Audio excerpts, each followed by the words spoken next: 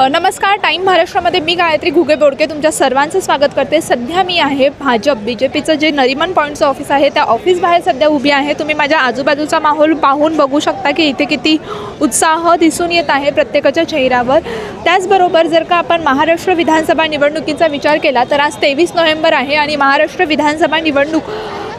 विधानसभा निवडणुकांची जी मतमोजणी आहे आज ती संपूर्ण महाराष्ट्रात केली जात आहे। त्याचबरोबर मुंबईचे कल देखील हळूहळू समोर येत आहेत, महाराष्ट्राचे कल देखील समोर आले आहेत।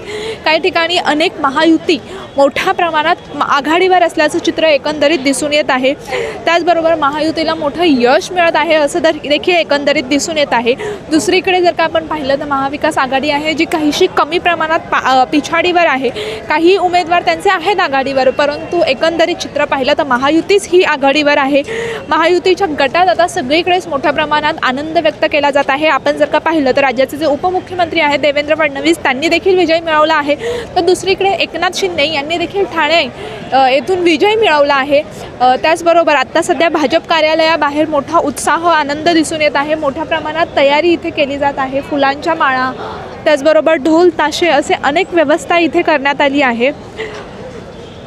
तुम्ही ते बघू शकता की मोठ्या प्रमाणात ढोल ताशे जे असतात ते देखील उत्साह वाढवण्यासाठी इथे आले आहेत।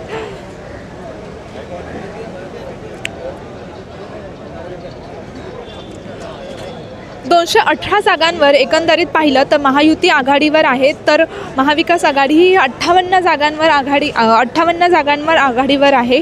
त्याचबरोबर भाजप ही 130 जागांवर आघाडीवर आहे। आणि त्याचबरोबर आपण सविस्तर चित्र पाहिलं तर संपूर्ण महाराष्ट्रात भाजप किंवा महायुतीचं संपूर्ण जी महायुती टीम आहे, अजित पवार गट, एकनाथ शिंदे गट आणि त्याचबरोबर देवेंद्र फडणवीस म्हणजेच भाजप हा गट, एकंदरीत ही तिन्ही महायुतीची जी लढत आहे ती एकंदरीत आघाडीवरच आहे। म्हणजे त्यांची जी